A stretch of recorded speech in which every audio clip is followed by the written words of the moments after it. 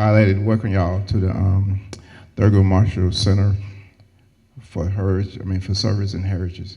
And thank you to the Thurgood Marshall Trust, Inc. for having us here tonight to give the stroke awareness and prevention seminar to y'all. Hopefully there's a lot of information and some information you can use throughout your time here on Earth, and hopefully pass it on. There's information in the back for stroke awareness. There's information about the foundation. There's also information back there if you want to donate not only to the foundation but to the National Stroke Association. All right, tonight we're gonna go over little bulletins that we had out excuse me a second. The bulletins that we had out doing about the stroke awareness, and we're going to go over different formats. The first thing we're going to go over is we're going to introduce to the other speakers. Again, my name is Roderick Dunston. I'm the founder and president of the Roderick Dunston Foundation. I'm a two-time stroke survivor. My first stroke was at the age of 36. I'm 43 years old right now, and by the God that I'm still here.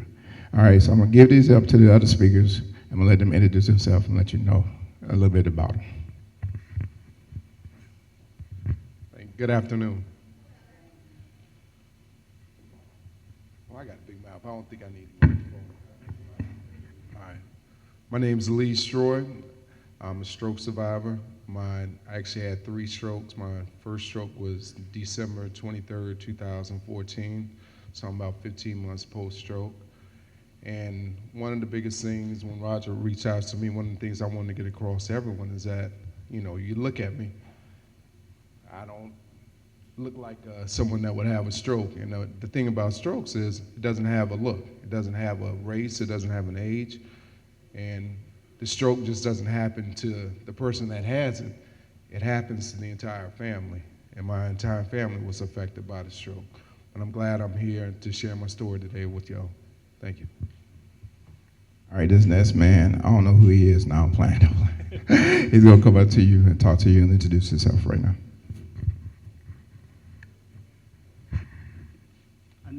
With Mike, but I'll speak right now with it. Good evening. My name is Keith Young, and also in 2014, I'm a stroke survivor. In 2014, I had 2 strokes. It's a few things I'm going to discuss about being a stroke survivor, and I had to learn a lot about, not only about what happened to me, is what I had to deal with afterwards. And in my recovery, and that's what I had to learn, I will always be recovering. And after 2 years, I still understand why they said I will always be recovering, because certain things will happen to me, and it may be some forgetfulness, some basic things that I would do. I would get distracted about things, even the times when I started driving. I went from knowing where I'm going to being blocks away from my house, being disoriented, and not knowing where I'm at, and would have to call somebody to help me find my way home. I can recall one time when I actually went to the gas station, and I tell this story. I went to the gas station, paid the attendant for the gas. I got in my car and took off home. I went on back home. And y'all forgot what I did, right? What I didn't do. I didn't put the gas in. But it's just basic things happened to me, which, of course, I'm going to be honest to tell you, it scared me to death to know that sometimes I couldn't even remember people's names or places I've been,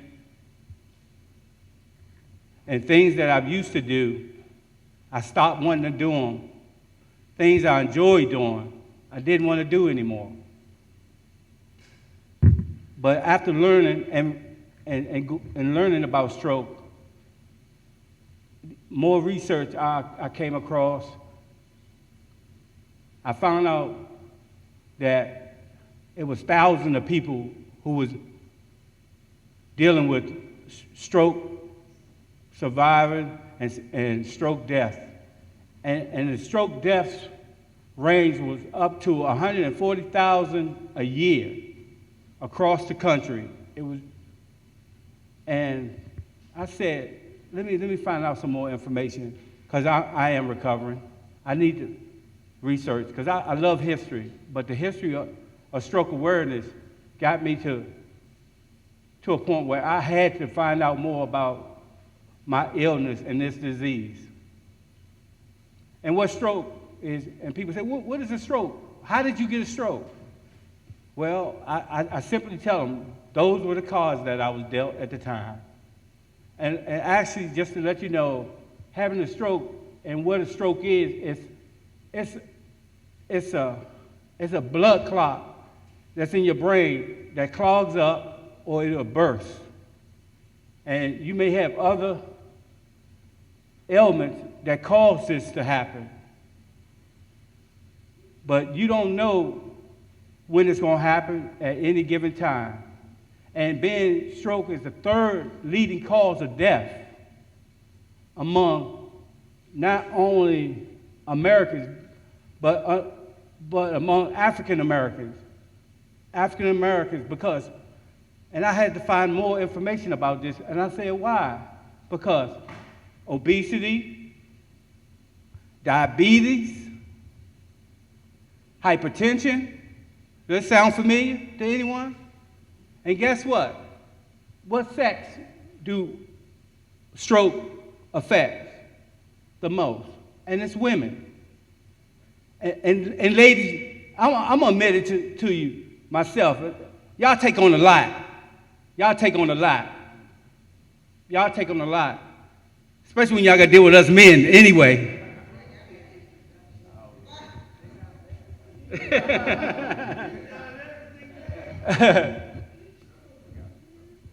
So I just want to give you just a few pointers that I want to bring up to you and that personally affected me. And I appreciate Roderick for being steadfast and doing this program and continue to fight day after day, year after year, to allow others to know and allow them to know how stroke affects them, and not only them, their loved ones, like was mentioned, and their lives. But again, thank you for being so diligent in doing this. Because I remember when I met Roger on the telephone, I just had to call and talk to somebody. I just had to speak to somebody who been through what I went through. So I guess you're right.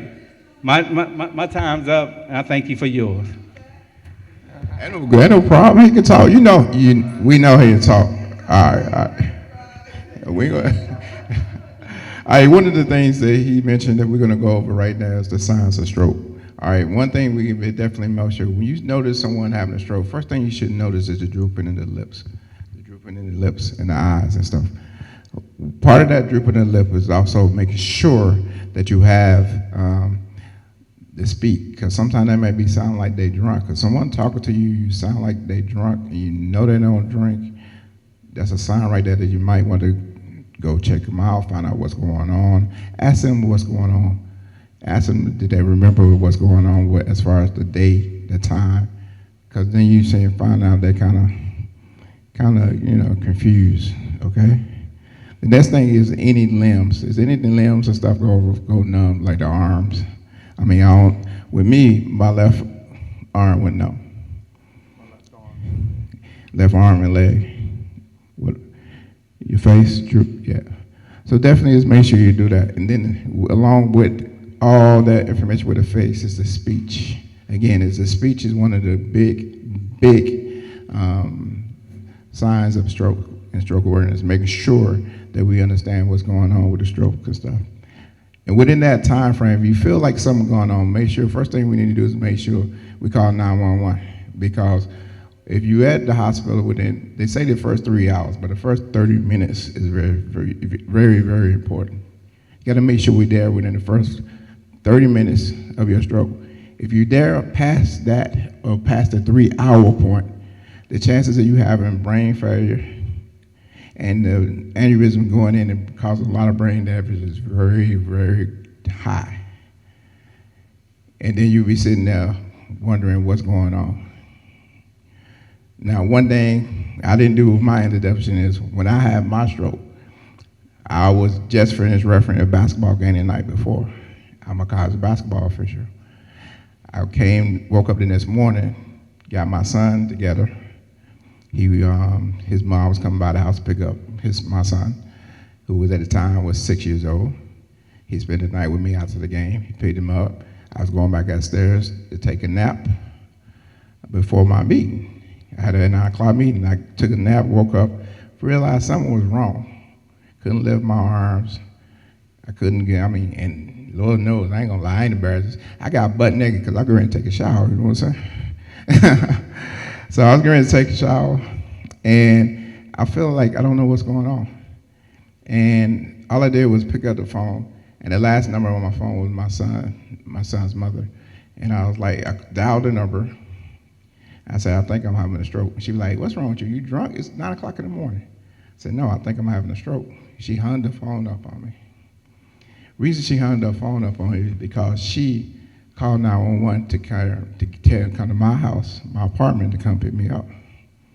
Within 20 minutes, I heard a knock on the door. It was her mother who came from Fort Washington over to my house, and I was over there in Marlow Heights at that time. She flew to get over there because my parents is in North Carolina.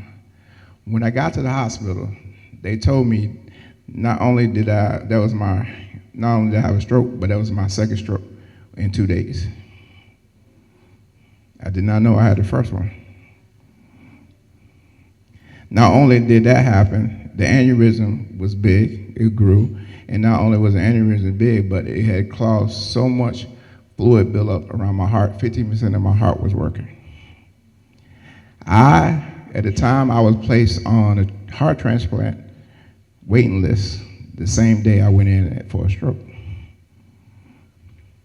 So by the grace of God, I'm standing here right here for you.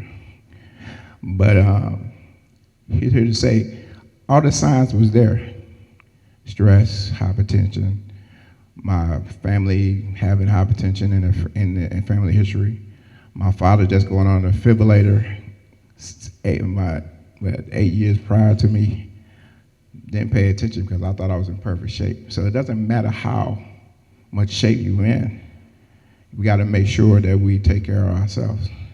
So that's one of the signs. But that's one of the things that we want to go over. But we want to make sure that we got some brochures in the back about the signs of stroke. Make sure you carry it home with you.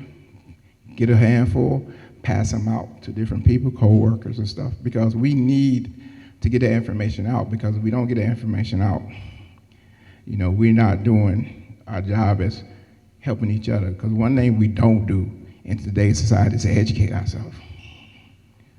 We're too busy pointing fingers instead of educating ourselves, and we need to educate ourselves. Okay? Now, one of the things I want to go to, we went over the risk signs, we went over the warning signs. One of the key hit on a lot of stuff with the risk factors: hypertension, obesity, and people think that diabetes and other stuff has something to do with it. It could be, but most of the time it's dealing with the health and the health of taking care of yourself. The main thing, 80% of strokes are preventative. We must take care of ourselves. We must constantly go to the doctor. Everybody want to take care and medicate themselves. Us men, I'm going to speak for us, we hard on ourselves. We want to self-medicate ourselves instead of going to the doctor because we're trying to be all big and bad. We need to go every 3 months? Yeah, I go every 3 months. When I first had my stroke, it was once a week for almost a whole year. We need to educate ourselves. We definitely need to keep ourselves educated. One of the things that Keith came out, but one thing I also want to know, now show of hand, how many of y'all knew that May is National Stroke Awareness Month? May is National Stroke Awareness Month. How many knew that?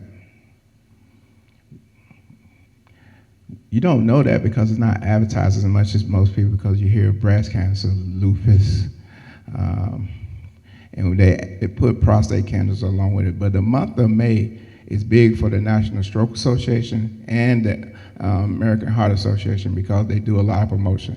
Tomorrow down in Freedom Plaza, the Heart Association is having a big stroke awareness program outside in the pavilion at Freedom Plaza.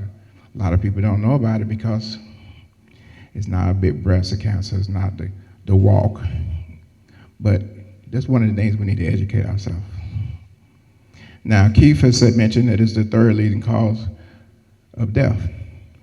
Got some good news for you. It's now the fifth leading cause of death in the past 6 years.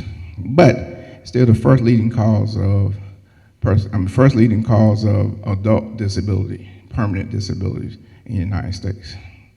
Now, ladies, he did mention something to you that you might want to know. There's more women, every year there's 2 times as many women that die from strokes than breast cancer. A lot of people don't know that. Throughout the year, this past year, there was 425,000 women that suffered from strokes compared to 5,500 men. Out of that percentage, 80% of that is minorities. We're educating ourselves on a lot of other things, but we're not educating ourselves on everything. We need to make sure we educate ourselves on everything. We definitely make sure. And one thing I like to do when I speak to different people in different organizations is to make sure that we give out the numbers. They might be tired of hearing the numbers, but the thing is, the numbers speaks for itself. We need to educate ourselves. Also, I want to say that we also know about that the number of African American compared to the rest of the race is 40% greater than Hispanics, Caucasian, and the other races is around here. Hypertension is definitely a plus. Hypertension is part of taking care of yourself, taking care of your medicine. A lot of us don't want to take our medicine that's given to us. If they tell us we need to get on medicine, we always try to do something, let's take some herbal tea or this new stuff, Life One or whatever this stuff is. Vitamins and substances is good to take with your medication, because everything you do to prevent yourself to get sick or to try to help yourself not to get sick is a lot and very important in our life today. We need to make sure that we take care of ourselves. Now, again, we prevented. One thing we need to talk about is preventing strokes. And one of the things we want to do is one of the things y'all doing is right now is educating yourselves. You're getting a step above the next person outside. Some of y'all might not say, it might not happen to me, it happened to a family member, but what do I need to do? Educate yourself on what you can do or what you cannot do, what you need to do as far as physical education. If you just walk for 20 minutes, they tell you to walk or do some form of exercise for 30 minutes. I know it's hot outside, but if you like to cool off, go to a pool, water aerobics. Some form, or even at your house, if you're just walking in place for like 15, 20 minutes, it's better than sitting down and not taking care of yourself. Also, we got to make sure we eat right. I grew up in North Carolina, so I grew up high on the swine, I ain't gonna lie. A lot of us like that pork chop or that barbecue but we definitely need to make sure we take ourselves and eat right and eat the proper food that we got, because I mean, I ate that stuff. And sometimes I treat myself. I make me a nice old turkey chop. Tastes just like a pork chop sometimes, but it's good, you know what I'm saying? The turkey chop real good. You season it right. That's a little seasoning, but it look real good. But we definitely want to make sure we take care of ourselves with that. And also with not only eating preventative, but make sure we go to a doctor again on a regular basis. We got to make sure that we take care of ourselves as far as educating, going to the doctor, speaking up, making sure that everything is A-okay with our bodies and with our family members. The Lord, make sure if you educate yourself, this little bit of stuff is a little bit of information, but it will help you closer to preventing you having a stroke than preventing you having a stroke today than it was yesterday. Again, us three people are, our chances of having a stroke is much greater than any one of y'all's, because once you have a stroke, your chances of having another stroke is greater and greater every time you have one. So us taking care of ourselves is just as important as y'all taking care of yourself, but we gotta make sure that only if you take care of yourself. We have family members out here, we got friends out here, we gotta make sure that the people with us and support us and will be there for us. And then we gotta make sure that we're there for them. Because one of the things that scared me is when I had my stroke, my youngest son was 6 and my oldest son was 12. I had to be there for him. Last 2 weeks ago, my oldest son graduated college.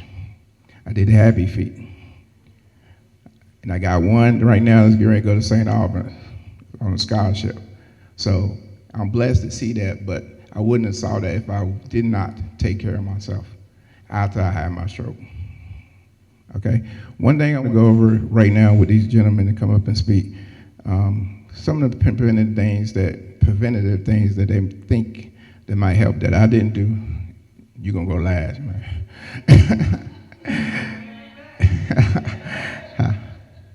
Oh, I might have a seat. Woo. All right. Yeah, I'm gonna pass it. So we're gonna do a little.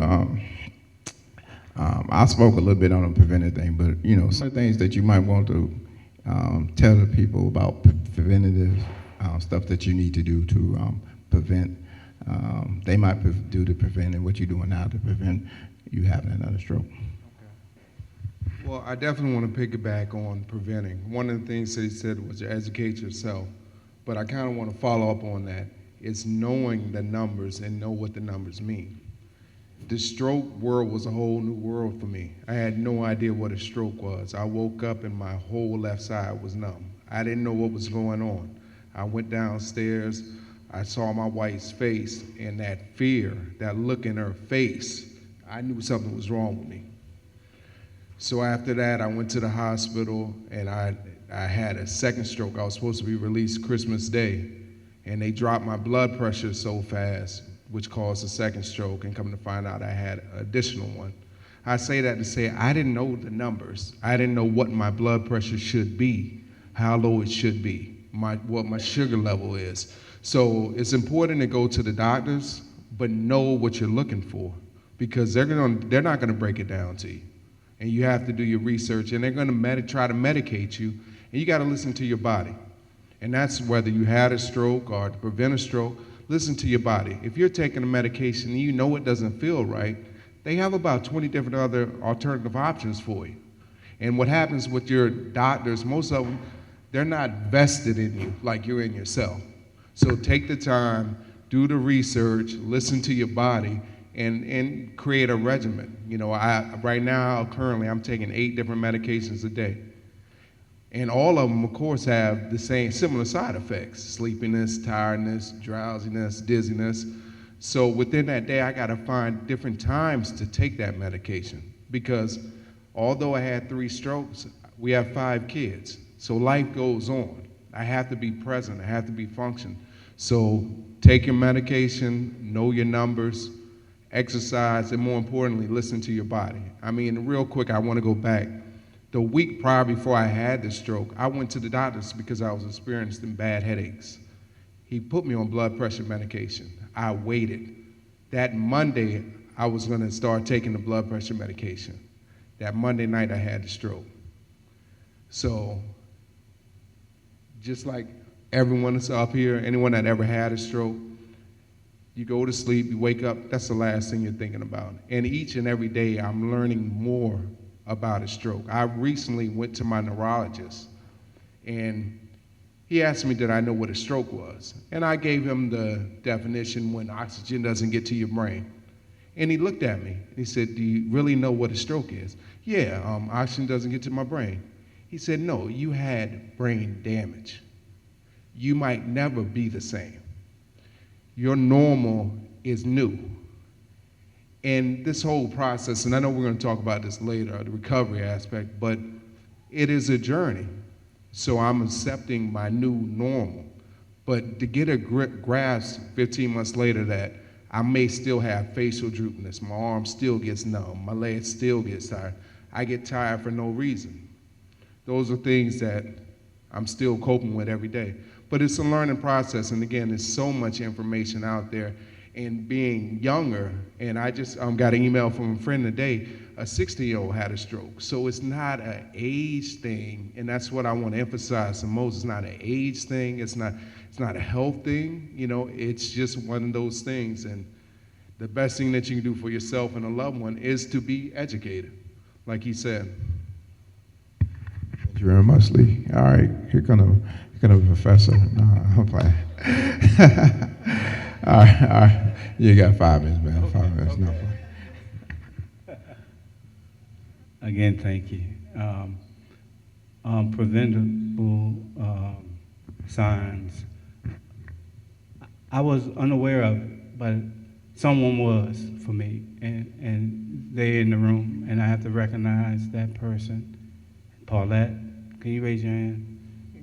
Raise your hand, Paulette. And she was there at the time when I had a stroke, and I had no idea. And denial was the first thing, the very first thing came to mind.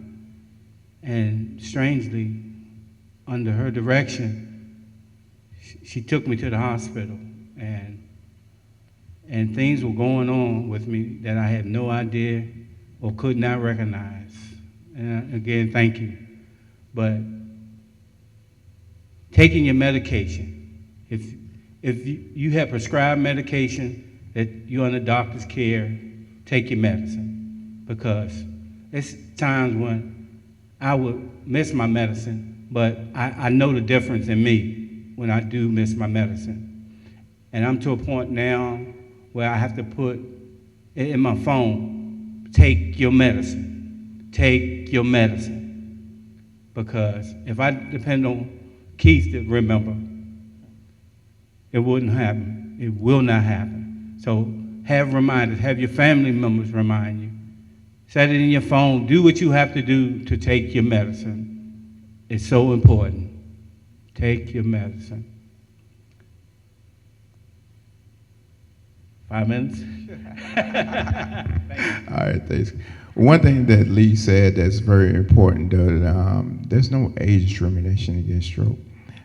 If you want to know something very important about it, if you want to get a picture in your mind about stroke and stroke awareness, go down to Children's Hospital. They have a wing for kids under the age of 0, just newborn, to 16 who has stroke.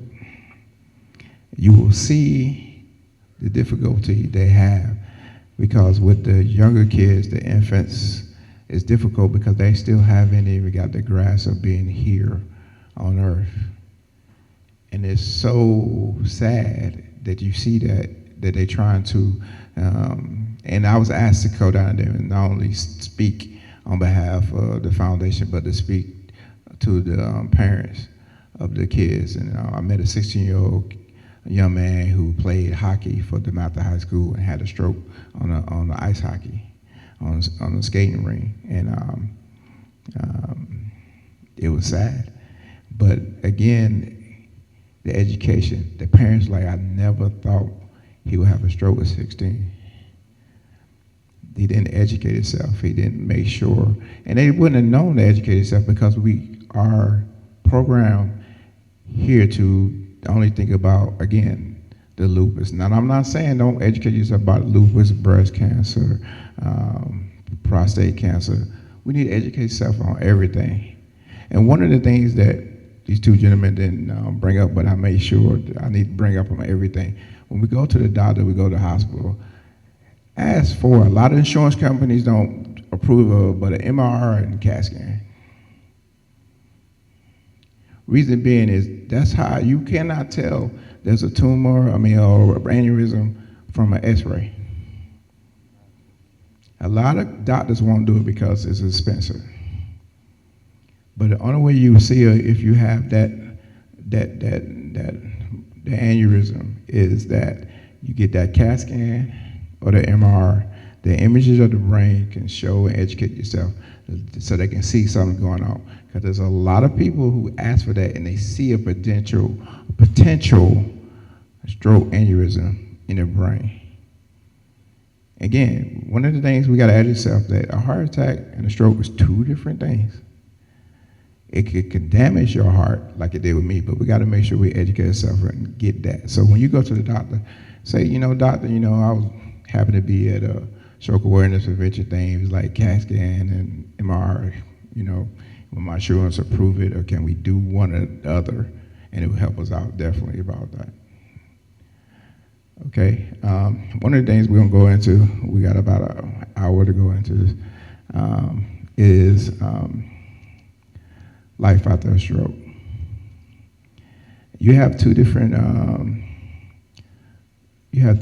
people on the stage.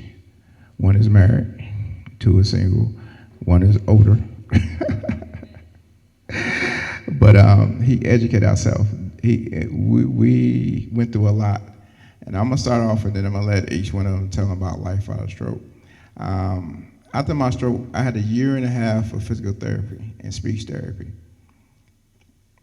When I'm talking to you right now, even though you might hear the stutter, you might hear the scaredness, you might hear the hesitation in my voice. And I speak on this constantly, several times a month, a couple of times, more like 5 or 6 times a year. But that's with me having this country slang, being from North Carolina, and trying to make sure I pronounce my words correctly.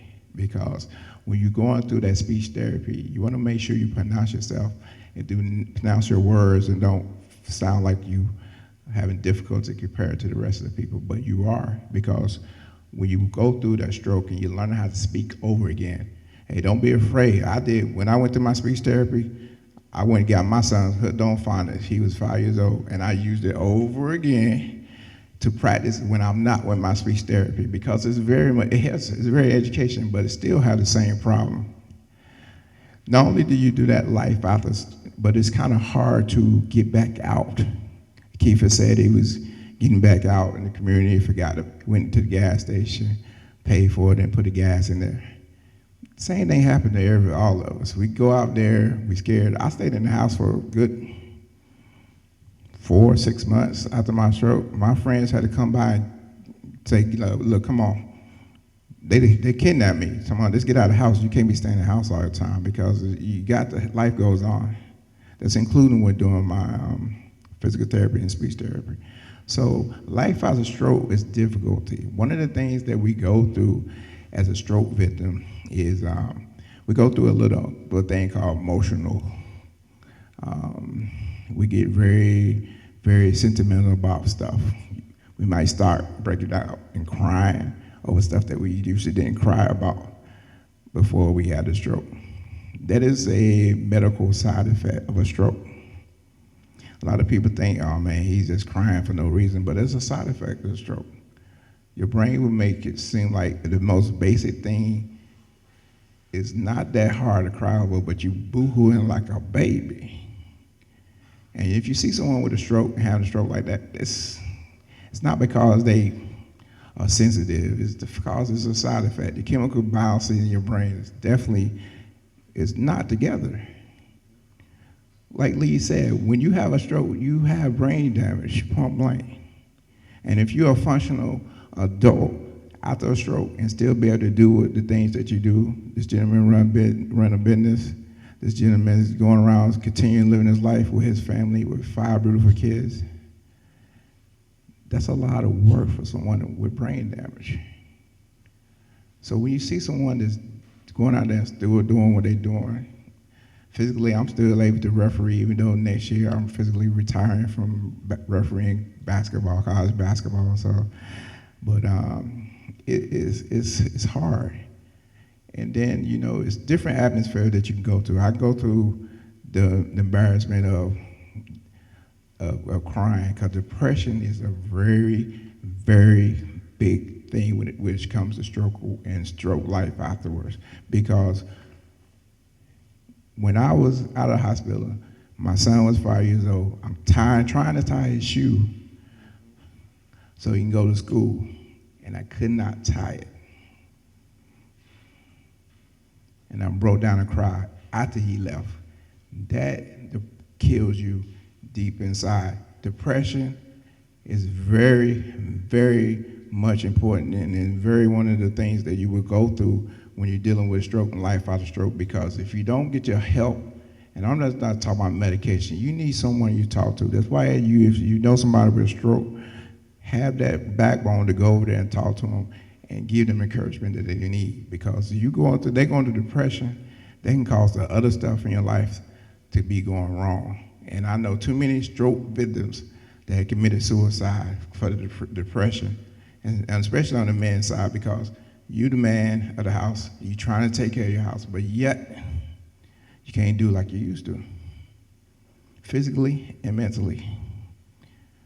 So I'm gonna let these other guys talk, but there's some of the things I want to go through with life after stroke, okay?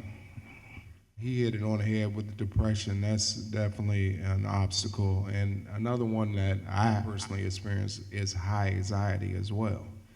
So, but dealing with the two of those have been a constant struggle. I once said the other day to, I think my wife was, once I had the stroke, it's kind of like if you ever swim and you get a little above water, the water's starting to get above your head, and you're trying to stay afloat. Well, that's how you're constantly feeling, and people are coming in, I'm gonna pray for you, and it's just a whirlwind. You're not getting your balance. It took me 6-7 months to really comprehend what happened, because I was in denial. My body was like, come on, in physical therapy, let's hurry up and go. And I'm in physical therapy like, hey, I played Division I basketball, I'm an athlete, this is nothing. I'm here doing all the exercises. I had the physical therapist record me, and it was one of the most humbling experiences, because I'm looking at my arm and leg struggling to go up, but I'm thinking in my mind, I'm just moving. So getting back home was my goal. I wanted to get home to my kids, my son's birthday, I wanted to get home. I got home and I realized I can't even take a shower. I gotta have a pull-up. So it was a constant adjustment to that. So it's so many different barriers and layers to the recovery of the stroke, where you never really fully recover mentally, because every day is a new challenge. And one thing that I would say to anyone that experienced a stroke, or you know a loved one that had one, is to be patient, because it's almost equivalent to, you know, grieving. It's not a wrong and a right way. You gotta let people go through their process. And when you're dealing with this stroke, it takes you in different places, because it is your brain. And to his point, feeling like, you know, you gotta provide for your family. And to just feeling vulnerable mentally, almost as an infant, almost depending on my wife, my parents. This is not what I thought. And one of the biggest things that helped me overcome my state was I stopped asking myself why. Like how come, and why me? Why not me? Why not me? What makes me invincible? What makes me special? And when I started to believe that, I started the pattern of my change. And it does come with positive thinking. And it comes with simple goals. You know, 2 weeks, I'm gonna walk for 2 straight weeks. But, you know, every day I get up, the first thing I do is put my legs down, make sure I'm all right, make sure I don't have another stroke, and kind of keep moving. So the recovery is not a 15-month, a 4-month. I'm in a couple of stroke groups. You know, this is a new life. And like when the doctor told me the other day that I might not be normal, I decided that that's okay because I'm gonna be better than my old normal now with this life that I'm at. Okay, since you said that, do anyone in the audience would like to ask the question? I kind of like, if you have a question concerning anything about stroke, ask. Okay. Oh, that's a good question. There's something I had to. I'm gonna go out there and let her say it. She's gonna repeat the question. I asked the question, previously when you had the stroke, I'm sure you were stressed, you had a lot of stuff going on, and it just got overwhelming. After the stroke, what are you doing differently to prevent the stroke? I know you're taking your medicines and you're trying to, get better each day, but you had to actually change your old ways to the new ways. So what each one of you did. All right, we're gonna get each one of them to answer a question. Here you go, Mr. Young. Yes. Something for me, I have increased my time of exercise, and also I've really watched and by taking my medication when I'm supposed to. And if I do miss it, I make sure the next time I don't, because I know how serious it become. And also watching my weight, because at one time I was a French fry away from 450 pounds. A French fry, not a hamburger, a French fry. So watching my weight, because at one point I couldn't wear this jacket. But those are a couple of things that I have maintained. Thank you. Go back to the number one thing is obviously medication. My diet has changed tremendously. And on top of that, again, knowing my numbers. I check my blood pressure every day. I check my sugar level every day. I had high cholesterol, so my whole diet had to change. I have no choice with that. So that's my number one prevention. And my wife, and she's on top of it too, because did you take your medicine? And and it's a way of my life. Now even my children know, Daddy, take your medicine. And that's the only way that you're going to prevent it from happening. Even though we can do all this, to your point, once you have multiple strokes, you're higher risk. But my numbers right now are healthier than I've ever been in my life because of my medication and because of the discipline. And one thing, too, you have to find a place of peace. You have to, we could take all the medication, do all the exercise, but it's still with the brain and the mind. So you have to find a place of peace. This stroke has opened up a new world for me. I've read books, I've listened to things that I've never thought I'd even imagine that I would do. 2 years ago, I would probably fuss and cuss you down. You read this book, I'm recording Joel Osteen every morning. So it's just a change, and it's a beautiful thing that that it's unfortunate that I had to go through this, but now that I know what I know about strokes and I know what can cause it, everything is in moderation. I used to like to drink my Hennessy, cut that. I smoked cigars. I haven't smoked a cigar since I had the stroke.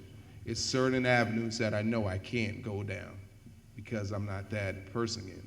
I think one of the biggest things that I had changed, of course, me being always worried about my weight, what I'm eating, trying to be physically fit.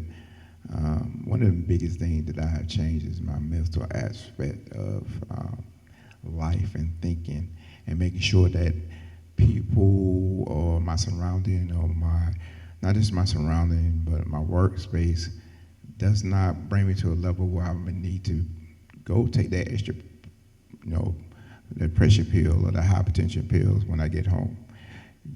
Things are going to happen in life that you cannot control. But one thing you can control is how you intake it and basically get into your mind and say, look, this is what happened. Think it out. Concentrate on what the pros and cons, and then make sure that you come up with a solution that's very calm and stress-free. Another thing that I changed is that I'm a big advocate on, and I say this all the time, and I said it a couple times, is making sure that I take care of myself and go to the doctor. I'm a big advocate. I used to be one of the people that self-medicate myself. All right, boss, I'm going to the doctor tomorrow. I'll be doing that during lunch. You never know what's gonna happen or what's gonna cause the stroke or whatever. So I'm very cautious. I'm not one of the people that I'm real sick, I need to go to the doctor, but I want to make sure I take care of my body, and that's physically and mentally. And one of the things I also do is two of the things I also do is sometimes I go to a doctor, because mentally I need to get myself straight. And going through depression, you need that help. You need that medical help. Because going through depression by yourself, you can't take care of yourself. You can't do that by yourself. You need someone to help you out. You need someone going out. So don't be afraid to say, look, I need help. Because, you got insurance to pay for that. If you work every day, you got insurance, you use it. And, the company will most companies will gladly pay for you to take care of yourself and go to the shrink or to a psychologist and make sure that you are mentally fit to be around anybody, not just your workspace, but yourself. Funny in America that you go to specialists. You hurt your foot, you go through orthopedics, but a mental is free. It's no copay with most insurance, because all you have to do is go see a psychiatrist, and say, because they don't realize the severity of it. And I noticed, being young, being black, it's kind of frowned upon, like you're going to see a psychiatrist. But it doesn't take a stroke to have to do that. Mental illness is a big thing. And, even for the caregivers, that's another side of the fence. Like I stated, the stroke didn't just happen to me. It happened to my wife, my kids, my parents, my family, and what she goes through. Because I'm a different person. Although we've been together for 12 years, I'm different. And it's hard to comprehend that, because I'm changing. It forced her to change. And so the dynamics are difficult. So even in our case, we've been going to couple counselings. It takes its toll. But if you ignore it, it will eat you apart and it will tear your marriage up. So, if you know anybody that's going through things, I'm an advocate of make sure they do go to counseling, have them talk to someone, and work things out. It's a big thing to advocate of. And the last thing, as far as stuff I do, as far as to prevent or educate myself, is what you're doing right now, what you're looking at right now. The Roderick Dunston Foundation came forth that I wanted to learn more about it. So as I learned more about it, it made sense to have a nonprofit organization to not only learn more about it, but learn enough to teach others and then educate others and then speak out to others, to be able to tell this man to the left of me, yo, call me. He'd be like, man, I'm sorry, I called you. What you wrong, man? What's going on? You need that support. To talk on the phone with this man to the right of me, I saw the National Stroke Association, they had your, PG County, blah, blah, blah. Hey, look, this is what's up. Talk to me. He's here today, sharing his story, being a part of something. This right here is also the part of life afterwards. This right here is also a part of what I call our rehab afterwards, okay? It's our third period, yeah. This is our little circle that we use. Instead of going to a meeting and stuff, we definitely do this. We got another question. Hold on. I'm Steve Harvey right now. You know what I'm saying? No, I just wanted to thank Roderick for putting this together, because in short time, everything happened for this not to happen. The flyer didn't go out, the dates got changed, I had to go out of town, and I knew I had to do it in May. And I'm hearing you guys' story, and I'm just appreciative because when I met Roderick, I realized how blessed I was because I'm not telling the story of life after stroke, but I had my own experiences twice. My pressure was 240 over 140. I went to urgent care, and they said, we can't help you here. Go now. And so a lot of times I realized that signs, because a lot of people my age, I'm 44, we're losing them, 39, 42. And what I'm realizing is that we have signs, but we ignore them. So when we go up the steps and we're out of breath, and you can feel your heart, you're like, oh, I'm just getting fat. But, you know, the signs are there. That's not healthy. That's not okay. And so I definitely appreciate hearing your stories, and that's why I make sure that we're taping it so that it can get out. And we're going to do this again in June, but Tommy, the president of the center, didn't want to wait till June because this is a Stroke Awareness Month, so I would ask that you come back and we'll have even more people so you can tell your story to even more people. So I appreciate you for pulling this together on such short notice, bringing everything here. It's definitely appreciated. One of the things that I think that I want to let everybody know, if you know someone who does have a stroke, just being around them, you know when something's not right with that individual. Even if you're talking to the individual on the phone, you will hear a difference if they haven't taken their medicine, if they haven't eaten. You know the difference. And you know, the people that you are hanging with, surrounded with, please just make sure that you listen and that you look at the individual to help them to prevent a stroke.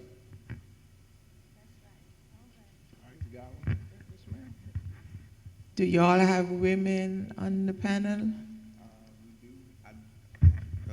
I do have some stroke survivors, women that was not available to come today. I'm definitely going to ask them for the June to come up. We have at least 3 members of the foundation that are women, and all 3 of them are stroke survivors. And one of them is a stroke survivor and a breast cancer survivor. I see. Thank you. I don't have a question for you gentlemen. I just want to commend you all for sharing your story. It means a lot. Because I have someone very dear to me and I'm just learning, and I'm in the healthcare field, but it's a little different when you're dealing with someone that you love and you're close to. And you guys shared a lot of good information, and I really appreciate you. And crying, that's a good thing. Ladies like that. It's okay. It's all right. That's good to know. Let me take notes on that one.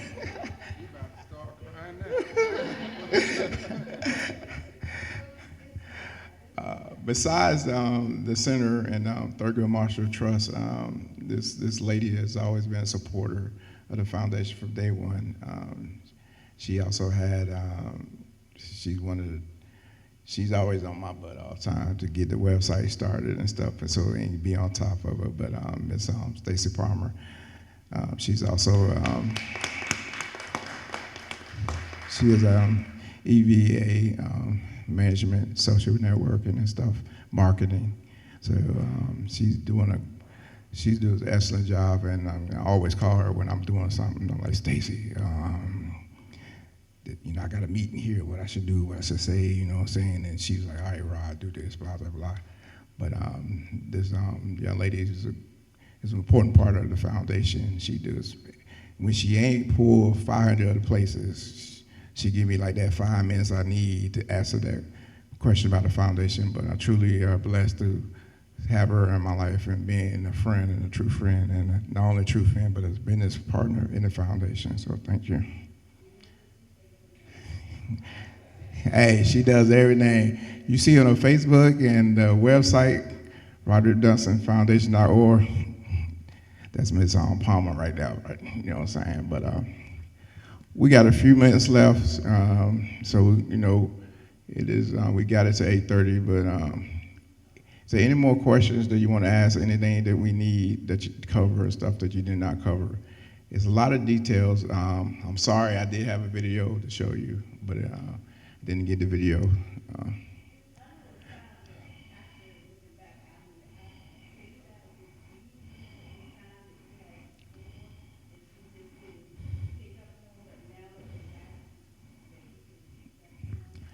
Oh, that's a good question. The question was, I mean, she knew the signs that she had, but is there any signs that we had as stroke survivors that we didn't pick up on prior to our stroke? I mean, for myself, I think it's mostly the headaches, the major headaches, and thinking it's just a headache, and I'm thinking it's just stress, because, you know, it's in the middle of basketball season, going to work, leaving work, going out of town to do a basketball game, come back home, going to work, going back out of town, do a basketball game, living on 5-6 hours of sleep. It was signed. I was sick like maybe 3 days before and didn't think about it. You know, I was thought about going to the doctor, but I didn't. And then being a little sick the day before my stroke, not knowing that I was having a minor stroke, it was a sign that I know it big time, because if I would have went that day, the major stroke wouldn't have put me in the hospital for 20 days. I went in the hospital weighing 189, I came out at 149. That's how much fluid was in my body. I was bony. So, yeah. So, hold on. How about yourself, Lee? Like I stated, I knew something was wrong. I went to the doctor prior. I was having headaches. I was sweating a lot at night in my sleep, so my body was running hot, and I was tired. And something told me something was wrong, and I was so reluctant to go, but I said, okay, let me go. And they said, get the blood pressure medication. You know, the first thing as a man, I'm like, blood pressure, oh man, it's gonna have side effects. I'm not even worrying about that. So I'll start on Monday, you know. And lo and behold, I had this stroke that night when I woke up. So there's always signs. And that's why I say now, more important than anything is listen to your body. And not only listen, you have to put numbers by what's going on.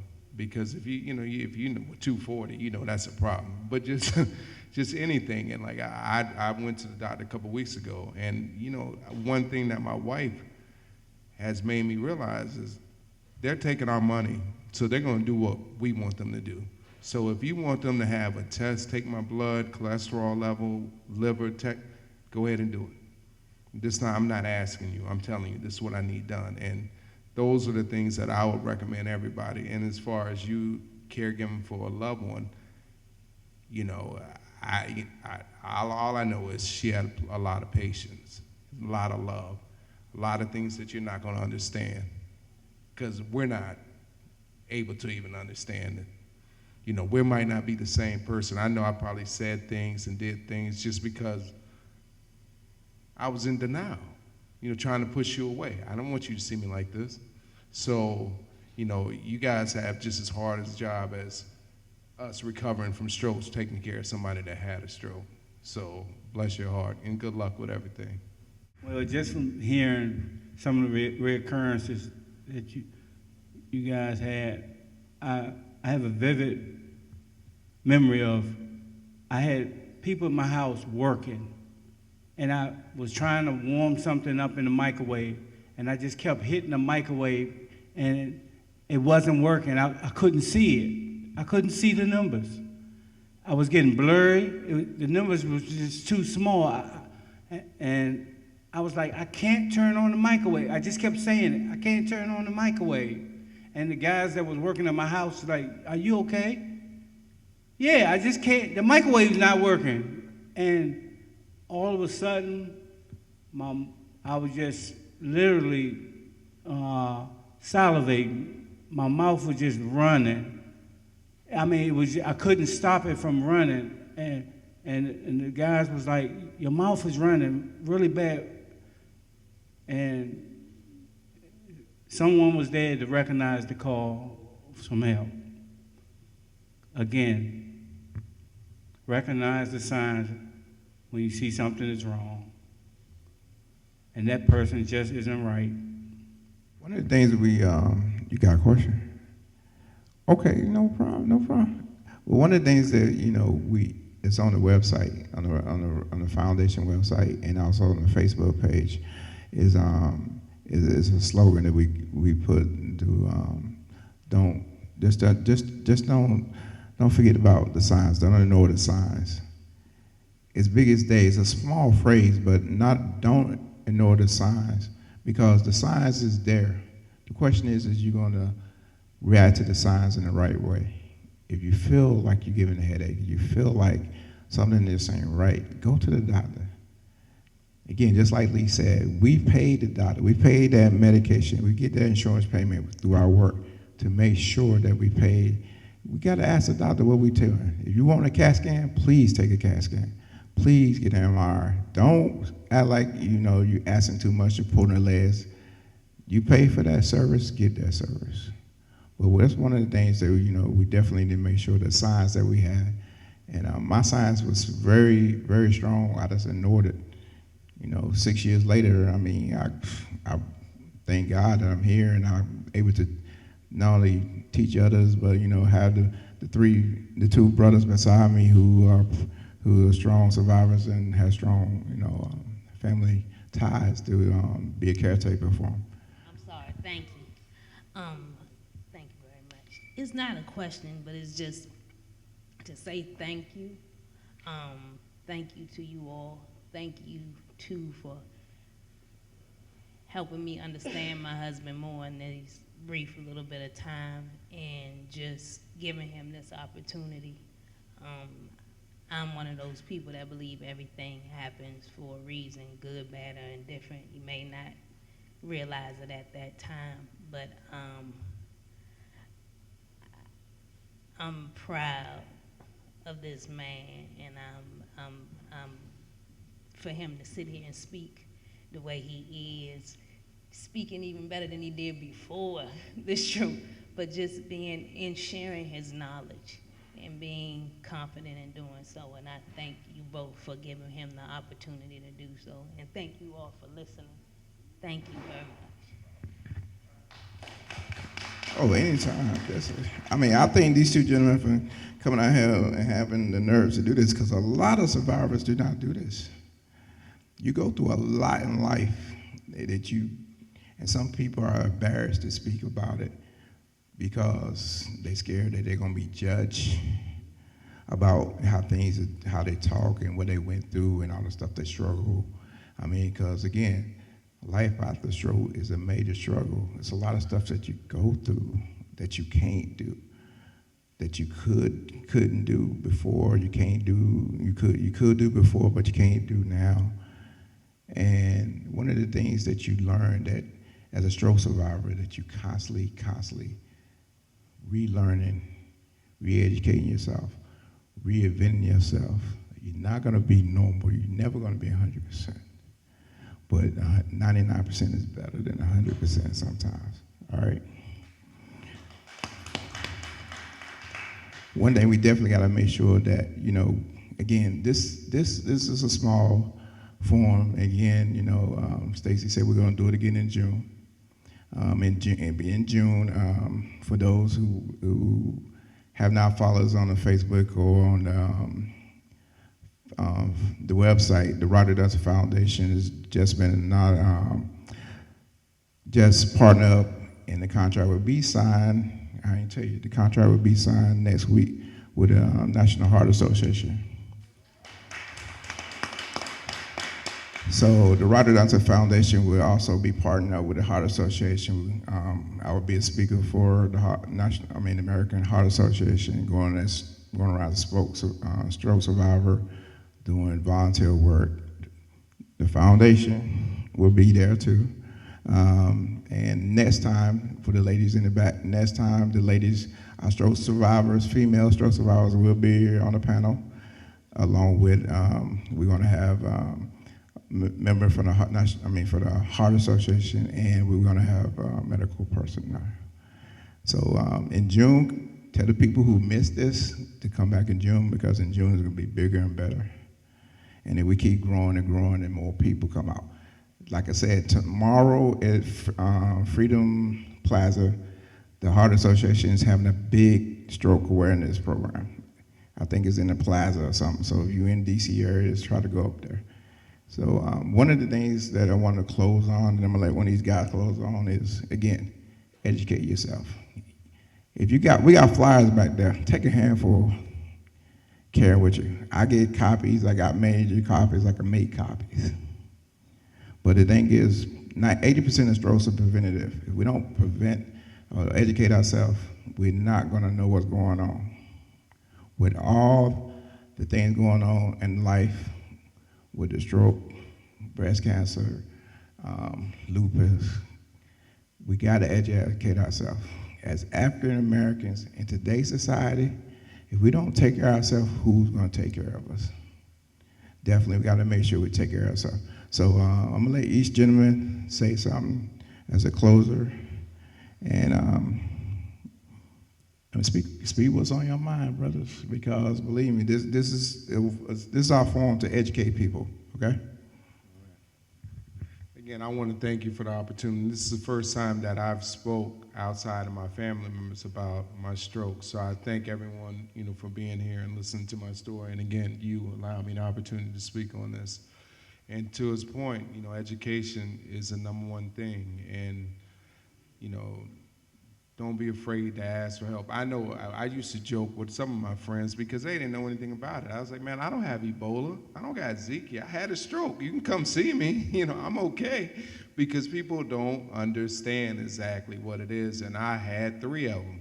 And I'm still learning what exactly is a stroke. So continue to inform yourself and continue to get as much knowledge as you can. If there's anything that I can do, I'll leave my information on his foundation webpage. I'll be glad to talk to you, or anything that I can provide. It'll be my pleasure to help anyone. Thank you. Well, thank you, sir. Thank your wife for coming out here tonight and allowing yourself to speak freely about your stroke and everything. And he definitely gonna see a lot of him with the foundation. So we are definitely gonna be to get out there and get the word out to educate other people. All right, Mr. Young. Hey, anybody need a comedian? He's a comedian too, so he's very funny. So you know what I'm saying. I'm playing.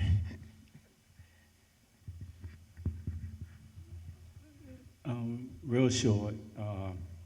Get checked. Get your health checked, because the life you save just may be your own. Thank you for coming out. Thank you.